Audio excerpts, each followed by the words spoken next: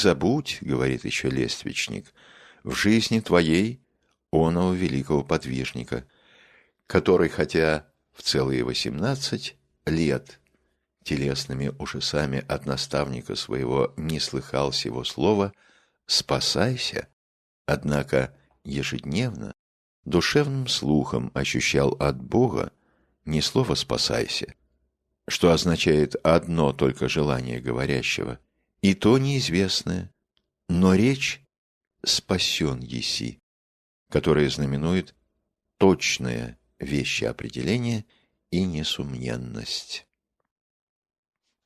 Так решительно успокаивает ученика сам Господь. На его стороне остается только охотное, усердное, живое действование по указанию и определению наставника Отца. Ибо успокоение не означает недеятельность, а только пресечение всякой заботы о ней и ее плодах или успехе. Ученик должен быть всегда наготове, в бодрой напряженности, а не в разленении. Святой Иоанн Лествичник изображает его стоящим на ничем не связанных ногах, из коих одну стопу к услужению простирает он, а другую при молитве неподвижно держит. Послушание же называет сонным путешествием, путешествием по трудам и успехам, а сонным, потому что все это строится не им. Святой Варсонофий часто обращает к просящим его помощи такую речь: «Спотрудись, сподвигнись, вспотей над тем, что я сказал». «Я приступаю, — говорит, — за тебя к Господу, но если и ты также не приступишь, то срам велик». Духовный отец берется спасти ученика, но как бы его силами. Хочет быть делателем, но в нем быть его душою.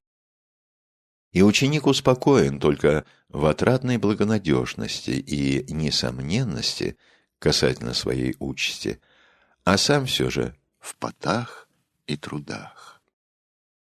Действование по манию отца-наставника обязывает к следующим 3 действиям. Действие первое. Ничего не слагать умом и сердцем ни касательно прошедшего, ни касательно настоящего, ни касательно будущего, или не верить себе, своему уму и сердцу ни в чем. Не знать, что как есть, даже не хотеть знать и бояться думать, что оно так и так есть без указания Отца. Не решать самому то и то, хорошо или худо, в себе ли или в других, а как скажет Отец. Не замышлять и не определять ничего, даже за 1 минуту вперед, потому что это зависит от Отца. Таким образом, сие неслагание есть решительное замолчание всякого внутри непроизвольного движения сил, пустота, праздность от всего. Оно требует, чтобы умом ничего не было определено, сердцем не вкушено, волею не возжелано. По мысли возжелай, вкуси, когда и как велят, а без того стой в пустом ожидательном состоянии. Это по святому Лествичнику нелюбопытная жизнь или недоверчивость к самому себе во всех добрых делах, даже до конца жизни. Этим заглушается собственное чувство, собственный в вещах вкус. Хорошо то, что по Отцу хорошо, худо то, что по Нему худо, хотя бы и казалось тебе хорошим. В этом состоянии упраздненный стоит пред лицом наставника, готовый принять влагаемое. Действие второе. Но при всем желании и напряжении поставить себя в молчальное положение решительно невозможно. Будут рождаться мысли, определения, суды, планы, пожелания, страхи, похоти. Непрестанно извнутрь будет точиться то, то другое.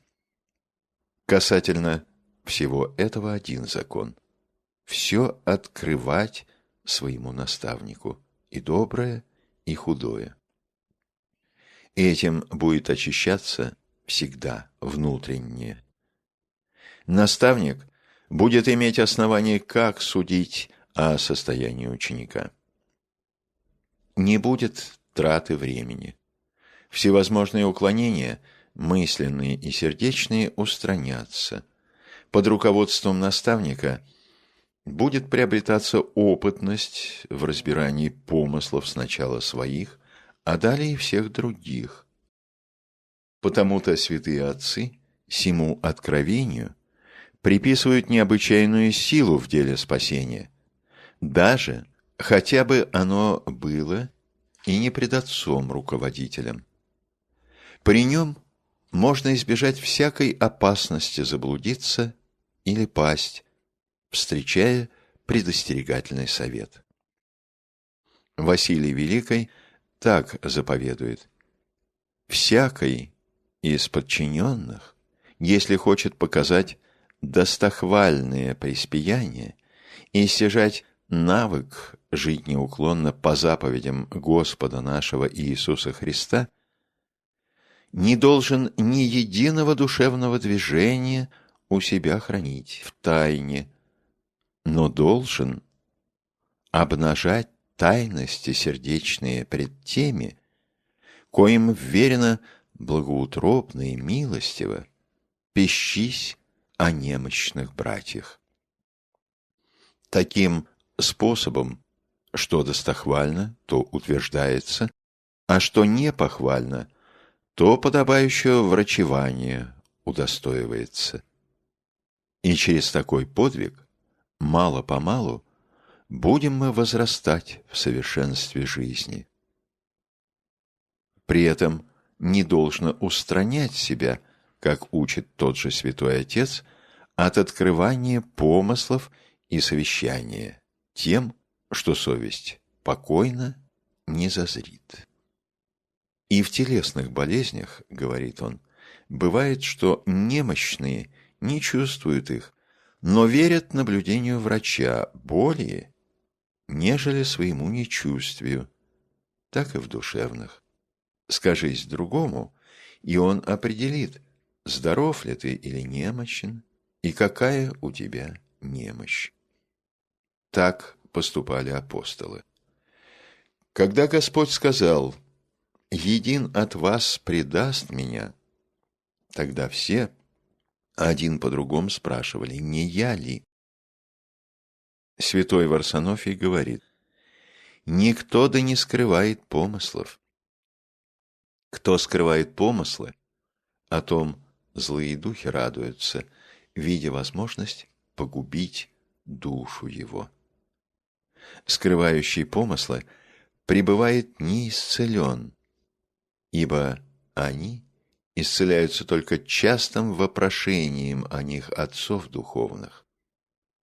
Не скрывающий никакого змея в недре своем действительно показует веру, а скрывающий еще вне пути спасения своего блуждает, говорит святой Лествичник.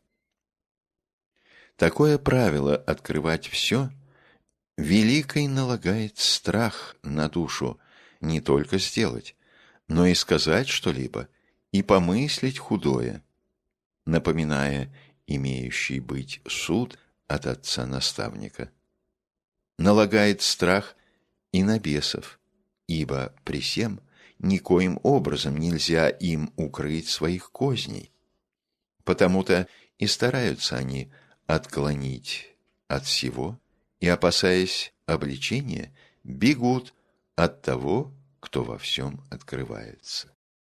Ненавидят и терпеть не могут самого даже гласа откровенности, как учит святой Дорофей.